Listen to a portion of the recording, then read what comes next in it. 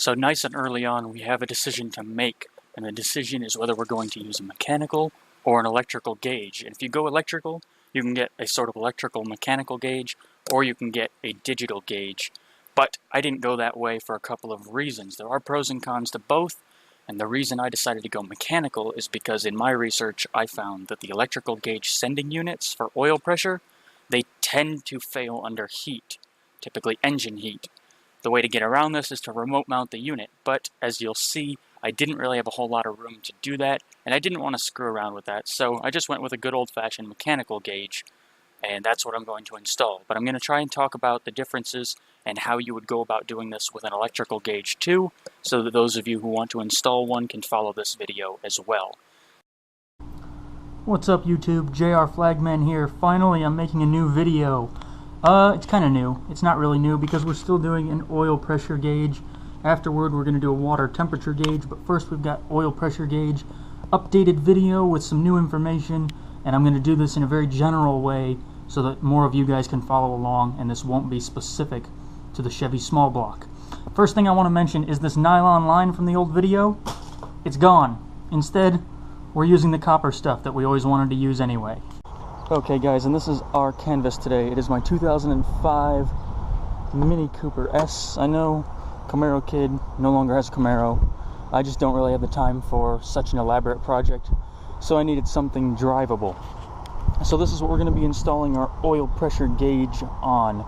And there are a few different things we can talk about first before we do that, including different types of gauges we have available, and also the general steps needed to run it. So we're going to go through some of those general steps, and then we're going to return to the car, and then we'll actually figure out what we need to do here.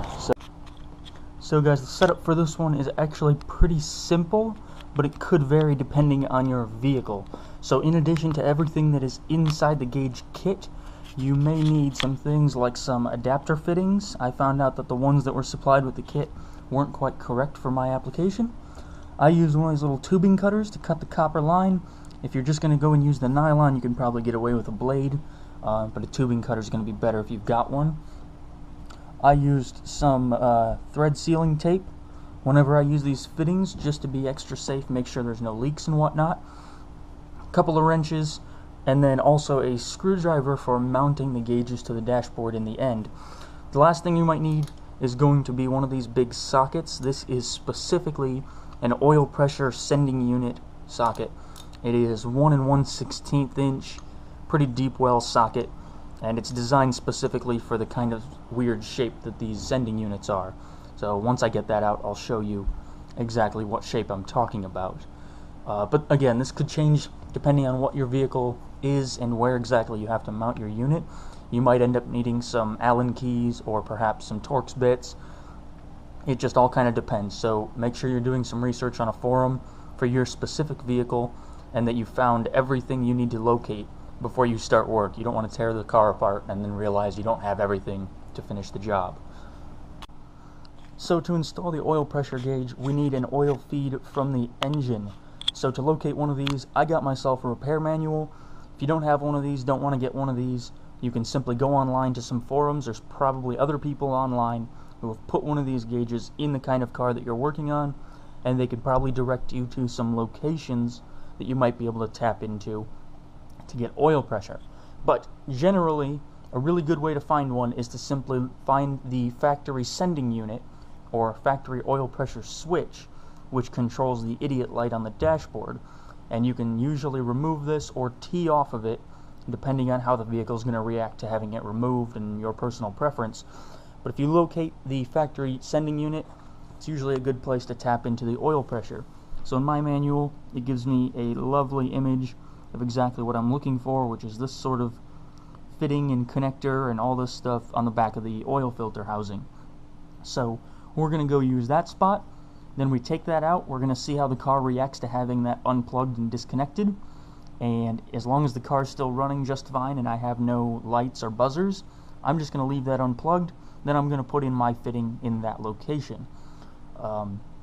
If that causes a light to come on or a dinging and I don't like it, or I want to keep both units in for whatever other reason, you can simply go to the hardware store. You can pick up a brass T-fitting and then you can simply install both of them in the same location usually. So this will be how you find exactly where on your engine you can tap into to get access to the oil pressure feed. Now on the back side of the engine here, we're going to have to remove the factory unit, and then we're going to install our adapted copper line. Okay.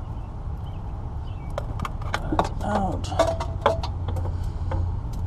I gotta move kind of quickly on this one because it does leak oil due to its location. So once we have found and removed the factory oil pressure switch, which is still in my socket here, this is what it looks like. And actually, if you can see that, this is why we had to get a special socket, because it's not quite hex. It's sort of got a long face and a short face and a long face and a short face, which is exactly why we needed the specialized socket. Once this is out, this is where we're going to be installing either the fitting for a copper line, or if you're using an electrical gauge or a digital gauge instead of running a copper line, you're going to be running an electrical wire, but you'll still have to include you'll install a sending unit in the location that we just removed this from, or if you're teeing off. Now, one of the problems I had was the size of this thing did not match the supplied adapter fittings. These were the supplied ones with my gauge, and they were quite a bit too small. So I had to go to my local hardware store. I had to pick up an adapter that would step up the 1/8" thread all the way up to this 3/8 thread, rather than just this 1/4" stuff that was supplied with the gauge. So if this happens, you may end up needing some sort of adapter to make your line or your sending unit work. It all kind of depends on exactly what kit you get, what thread it has, and what thread the part coming out of your engine has. So the next thing we need to do is we need to join our copper line to our compression fitting here so that we can then put it in the engine. But to do that, we're going to need to fix this copper line. It's sort of crimped shut from the factory. I guess that's probably by the machine that does it. So we need to get ourselves a little tubing cutter, and we're going to use it on the end of this to make that an open hole so we can then use it in the fitting. If you've never used one of these tubing cutters, you simply snug it up on your pipe there, on your line. You spin it around a few times, and then every few times you'll just take this knob and tighten it a little bit more until this will cut off cleanly. Okay, so now we're going to do these compression fittings, and we're going to take it apart. This will be the process anytime you see one of these fittings, and you want it in all three pieces. You have the main body, and then this sort of compression nut, and then the tiny little sleeve inside of there. You take your copper line, and you slip this nut on there first. Then you take your little sleeve, it's conical, and you want the tapered bit pointing toward the end of the line. And then you push the line down flush against this, slide the whole bit together, keeping pressure on the copper line. Tighten the nut down by hand first.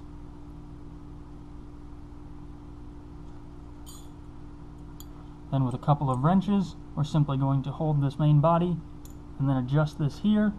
You don't want to tighten it too much, only about 1/8 to 1/4 of a turn beyond snug. And then what you're going to do is you're going to yank against the copper line here to make sure that it's in there in place, and I'm pulling with about all of my force here and it's not coming out, so we're good. Okay, so now that we've installed either the fitting or the sending unit, depending on whichever you're using, it's now time to run the line or the wire all the way up and through the firewall. Now in my situation, it was pretty difficult because the 6 foot of line was exactly the length I needed, and it was really tight fit. So I had to kind of snake it around. I cut through this sort of little divider wall right here with a little bit of ingenuity. Kind of just cut under that so I could stick this weather stripping back down. And then I ran it through here, and that was the only accessible grommet through my firewall. So I simply cut a slit in that, stuck the line through, and luckily it ended up pretty close to where I needed to be inside of the car. So once we chase that around inside of the car, we go up under our dashboard and we find out where that line went. Then we can feed it through however we want to route it to wherever we happen to be mounting our gauges. In this case, I already went ahead and finished it.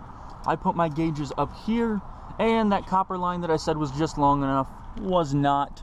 So I had to use about 8 inches of the nylon line, unfortunately, because the copper line is tremendously expensive, and I wasn't spending another $20 for a whole 6 feet of it when I just need that length right there. So unfortunately, we went back to that old nylon line that we hate so much, but that's okay. So once you get this into the car and all the way to the back of your gauge, there's simply another compression fitting over there, just like the one before. You simply hold the line against it and then put all the pieces together, tighten it up. Again, not too tight, but you also want to make sure that you can tug on the line pretty well without it coming out. Once everything's all hooked up and everything, you are ready to start the car, see if your gauge is going to work. Okay guys, at this point I just finished discussing how to plumb the tubing for the mechanical gauge, but if you have an electrical gauge, you will have just run a wire, the signal wire, to the back of your gauge. At this point, you also need to find a suitable power and ground for your gauge before it's going to work.